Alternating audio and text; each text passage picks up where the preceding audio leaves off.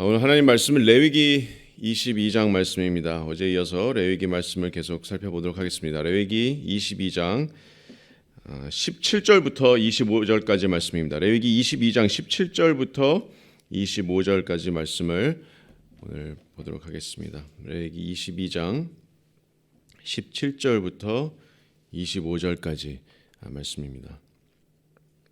제가 말씀을 봉독하겠습니다. 여호와께서 모세에게 말씀하여 이르시되 아론과 그의 아들들과 이스라엘 온 족속에게 말하여 이르라. 이스라엘 자손이나 그 중에 거류하는 자가 서원제물이나 자원제물로 번제와 더불어 여호와께 예물로 드리려거든 기쁘게 받으심이 되도록 소나 양이나 염소의 흠없는 수컷으로 드릴지니 흠 있는 것은 무엇이나 너희가 드리지 말 것은 그것이 기쁘게 받으심이 되지 못할 것임이니라. 만일 누구든지 서원한 것을 갚으려 하든지 자의로 예물을 드리려 하여 소나 양으로 화목제물을 여호와께 드리는 자는 기쁘게 받으심이 되도록 아무 흠이 없는 온전한 것으로 할지니 너희는 눈먼 것이나 상한 것이나 지체에 배임을 당한 것이나 종기 있는 것이나 습진 있는 것이나 비루 먹은 것을 여호와께 드리지 말며 이런 것들은 제단 위에 화제물로 여호와께 드리지 말라. 소나 양의 지체가 더하거나 덜하거나 한 것은 너희가 자원제물로는 쓰려니와 서원제물로 드리면 기쁘게 받으심이 되지 못하리라. 너희는 고안이 상하였거나 치였거나 터졌거나 배임을 당한 것은 여호와께 드리지 말며 너희의 땅에서는 이런 일을 행하지도 말지며 너희는 외국인에게서도 이런 것을 받아 너희의 하나님의 음식으로 드리지 말라.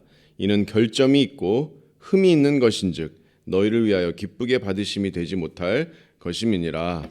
아멘. 하나님께서 기쁘게 받으실 그리고 흠없고 점없는 그런 제물에 관한 하나님의 규례의 말씀입니다.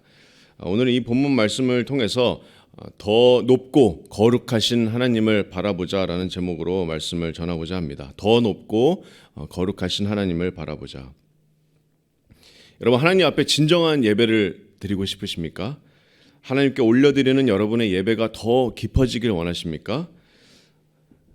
성경을 통해서, 말씀을 통해서 우리를 구원하신 하나님이 어떠신 분이신지 정말 깊이 알아갈 때 우리의 예배 또한 더 깊어집니다. 그래서 참 예배자는 언제나 성경 말씀을 성실하고 또 부지런하게 공부하는 사람입니다. 말씀을 통해서 하나님을 아는 지식이 잘하는 사람이 바로 참 예배자의 모습입니다.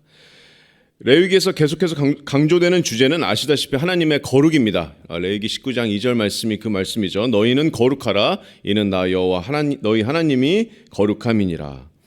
그래서 레위기 말씀을 통해서 우리가 소망하는 것은 하나님의 거룩하심을 더 깊이 우리가 알아감으로 하나님 앞에 더 경외함으로 또 더 올바른 자세와 마음으로 그 하나님을 예배하는 자리에 나아가는 것입니다. 말씀을 통해서 내가 지금 아는 하나님보다 더 깊고 더 높고 더 거룩하신 그 하나님을 바라보는 것입니다. 특별히 오늘 말씀을 통해서 하나님께서 기쁘게 받으실 그 흠없고 점없는 그 제물에 대한 규례를 통해서 더 높고 거룩하신 하나님을 바라보기를 원합니다. 오늘 본문 말씀은 어제 본문 말씀과 거의 병행을 이루고 있습니다. 어제 본문 21장 16절에서 24절까지 말씀을 살펴봤는데요. 어제 본문 말씀에서는 제사를 드릴 수 없는 그 제사장의 육체의 흠결에 대한 그런 말씀이었습니다. 그리고 오늘 본문은 흠이 없는, 육체적으로 흠이 없는 제물에 대한 규례를 구체적으로 말씀하고 계십니다. 말씀을 읽은 것처럼 18절에서 20절 말씀은 번제와 더불어서 서원제물이나 자원제물을 드릴 때 바쳐야 되는 그런 흠없는 제물에 대해서 하나님께서 말씀하고 계십니다. 오늘 본문에 따르면 그 번제를 드릴 때에도 이스라엘 백성들은 서원제물이나 자원제물을 하나님께 바칠 수 있었는데 그럴 때는 19절 말씀처럼 기쁘게 받으심이 되도록 소나 양이나 염소의 흠없는 수컷으로 드려야 하는데 흠 있는 것은 20절 말씀에 흠 있는 것은 무엇이나 너희가 드리지 말라 이렇게 말씀하십니다. 왜냐하면 하나님께서 기쁘시게 받을 수 없다. 그것을 이유로 하나님께서 말씀하십니다. 자, 그래서 18절에서 20절 말씀은 번제와 더불어 드리는 서원제물, 자원제물을 드릴 때 흠없는 제물에 대한 그 규례고 21절에서 25절까지의 말씀은 화목제, 즉 감사의 그런 제사를 드릴 때에도 서원과 자원제물을 드릴 수 있는데 이때도 21절 말씀은 동일하게 아무 흠이 없는 소나 양을 하나님께 바침으로써 하나님께서 기쁘시게 받으시는 제사를 드려야 한다 이렇게 명령하고 있습니다. 자, 어떤 그 제물의 흠결을 구체적으로 말씀하시는지 여러 가지 흠을 나열하시는데 22절 말씀을 다시 한번 보겠습니다. 22절 말씀에는 자, 너희는 눈먼 것이나 상한 것이나 자, 지체에 배임을 당한 것이나 그 동물의 그 배임을 당한 흉터가 있거나 종기가 있는 것이나 습진 있는 것이나 비루 먹은 것을, 자, 비루 먹은 것은 피부가 헐고 털이 빠지는 그런 피부병을 말하는 것입니다. 이런 것들을 여호와께 드리지 말며 이런 것들은 제단 위에 화제물로 여호와께 드리지 말라. 자, 그리고 23절에는 하나의 예외가 주어지는데 23절 말씀에는 자, 소나 양의 지체가 더하거나 덜하거나 한 것은 너희가 자원 제물로는 쓰려니와 서원 제물로는 드리면 기쁘게 받으심이 되지 못하리라 이렇게 말씀합니다. 자, 지체가 더하거나 덜하거나라는 의미는 그 동물의 다리가 일반 동물보다 더 짧거나 긴 그런 기형적인 그런 형태를 의미합니다. 그래서 그런 소나 양은 우리가 기쁘게 드리는 자원 제물로서는 드릴 수 있지만 서원을 마치고 드리는 서원제에는 그런 동물을 드리면 안 된다, 드릴 수 없다 이렇게 말씀합니다. 그리고 24절 말씀은 보시면 자, 자원제든 서원제건 모든 제물에 금해야 되는 그 제물의 흠결은 뭐냐면 제물로 바치는 수컷 소나 양의 고안이 상하였거나 치었거나 터졌거나 배임을 당한 것은 여호와께 드리지 말라. 너희 땅에서는 이런 일도 행하지 말고 너희는 외국인에게서도 이런 것을 받아서 하나님의 음식으로 드리지 말라. 왜냐하면 이는 결점이 있고 흠이 있는 것인즉 너희를 위하여 기쁘게 받으심이 되지 못할 것임이니라 이렇게 말씀하십니다. 이것이 거룩하신 하나님께서 주신 그 흠이 없는 제물에 대한 구체적인 규례의 말씀입니다.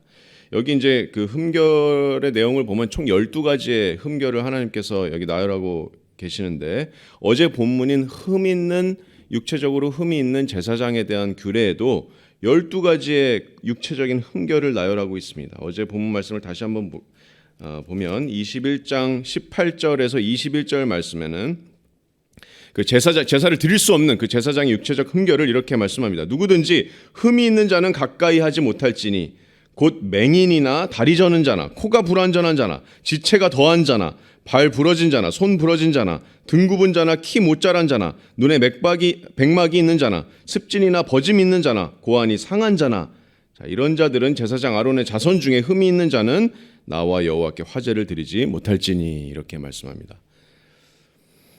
어제 말씀에서도 우리가 들었지만 이 같은 제사장의 육체적 흠결에 대한 규례는 하나님께서 장애가 있는 사람들을 무시하시거나 괄시하시기 때문에 주신 규례가 아닙니다. 긍휼이 많으신 하나님께서는 이미 여러 율법에서 장애가 있는 자들을 긍휼하게 대할 것을 또 존대하고 멸시하지 않을 것을 명령하신 적이 있습니다. 자, 그렇다면 이렇게 제사장의 흠결에 대한 규례 또 오늘 제물의 흠결에 대한 이런 규례를 주신 하나님의 큰 목적이 무엇일까요? 그 이유는 하나님의 거룩하심과 아주 밀접한 연관이 있습니다. 자, 어제 본문 말씀인 21장 23절 말씀에도 육체에 흠이 있는 그런 제사장들은 23절 말씀에 휘장 안에 들어가지 못할 것이요 제단에 가까이 하지 못할지니 왜냐하면 그가 흠이 있음이니라. 이와 같이 그가 내 성소를 더럽히지 못할 것은 나는 그들을 거룩하게 하는 여호와임이니라 이렇게 말씀하십니다. 그들은 내 성소를 더럽힐 것이다. 오늘 본문 말씀 22장 31절에서 32절 말씀도 흠없는 제물의 규례를 주신 이유를 이렇게 말씀하십니다. 너희는 내 계명을 지키며 행하라. 나는 여호와이니 너희는 내 성호를 속되게 하지 말라. 나는 이스라엘 자손 중에서 거룩하게 함을 받을 것이니라. 자, 그래서 흠 있는 제물을 드리는 것은 내 성호를 속되게 하는 것이다. 자, 성호란 하나님의 거룩하신 이름인데 하나님의 이름은 하나님의 모든 속성을 대변합니다. 하나님 그 자체를 대변하는 것이 바로 하나님의 이름입니다. 하나님께 흠 있는 제물을 그래서 바치는 것은 내 거룩한 이름을 훼손하는 것이다. 경고하십니다. 하나님의 거룩입니다. 그래서 이런 말씀들을 통해서 하나님께서 제사장과 온 이스라엘 백성에게 이 규례를 주신 큰 목적은 분명합니다. 이 규례들을 통해서 정말 하나님의 거룩하심을 이스라엘 백성들이 바라보게 하기 위함이셨습니다. 자, 육체적으로 흠없는 그런 제사장들과 또 흠없고 점없는 그런 제물은 하나님께 바치는 제물은 바로 어떤 외부의 어떤 것으로부터도 오염되지 않은 순전하고 온전하신 또 완전하신 하나님의 거룩하심을 상징합니다. 그것이 거룩의 의미입니다. 거룩의 의미는 분리입니다. 완전히 다름입니다. 그래서 흠없는 제물과 흠없는 제사장이 그것을 상징합니다. 하나님의 거룩을 상징합니다. 죄인인 우리와는 전적으로 다르신 그런 하나님을 상징하는 것이 바로 흠없는 제사장들 또 흠없는 제물입니다. 그래서 아론과 온 이스라엘 백성들은 하나님께 제물을 바칠 때 그냥 대충 아무 제물이나 골라서 나올 수 없었습니다. 거룩하신 하나님께 거룩한 마음으로 내가 최고의 제물을 구별해서 나와야 됐습니다. 제사장들 또한 그런 백성들이 제물을 가져왔을 때 이렇게 주신 하나님의 규례에 따라서 하나님께서 원하시는 하나님께서 금하시는 그 제물을 극도하게 신중하게 또 검사해야 됐습니다. 이런 어떤 흠결이 있는지.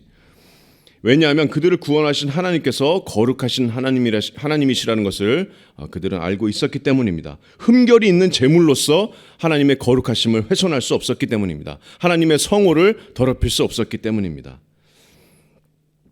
그래서 다시 말씀드리면 이렇게 흠이 없는 이런 무결한 흠없고 점없는 제물은 온전하시고 악과는 섞일 수 없으신 그런 하나님의 거룩하심을 상징합니다.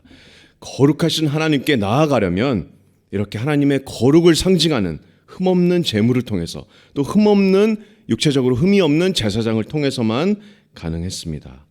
하나님께서 그냥 흠없는 제물을 너희가 정말 고통 가운데 골라라 이렇게 고통스럽게 하시기 위함이 아니었습니다. 그 과정을 통해서 자신들의 생각보다 더 높고 거룩하신 하나님을 바라보아야만 했습니다. 그것이 하나님께서 이스라엘 백성들에게 원하셨던 것입니다. 자신의 백성들이 하나님의 거룩하심을 더 깊이 묵상하고 또 더 깊은 예배와 교제로 나아가기를 원하셨습니다. 그것이 하나님의 목적이었습니다. 그렇게 따지면 이것은 진짜 하나님의 은혜의 규례라고 우리가 생각할 수 있습니다. 자, 그렇다면 오늘 말씀을 저와 여러분에게는 어떻게 적용할 수 있을까요? 우리는 제사장도 없고 이런 흠없는 제물을 바칠 필요도 없습니다. 그렇다면 어떻게 이스라엘 백성들처럼 우리의 생각보다 더 높고 거룩하신 하나님을 바라볼 수 있을까요?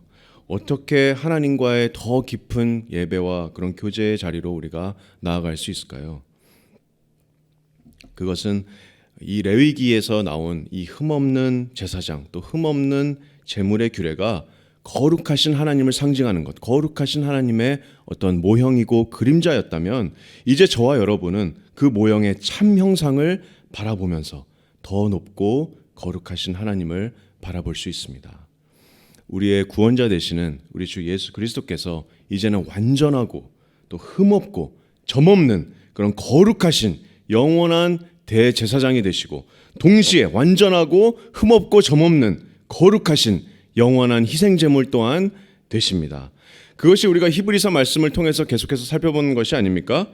육체적으로 흠없는 제사장이 거룩하신 하나님의 그런 모형이고 상징이었다면 거룩의 참 형상이신 예수님께서 우리의 영원한 대제사장이 되십니다. 그것이 히브리서 7장 26절 말씀입니다. 예수님은 이 대제사장은 우리에게 합당하니 그분은 거룩하고 악이 없고 더러움이 없고 죄인에게서 떠나 계시고 하늘보다 높이 되시니라 이렇게 말씀하십니다.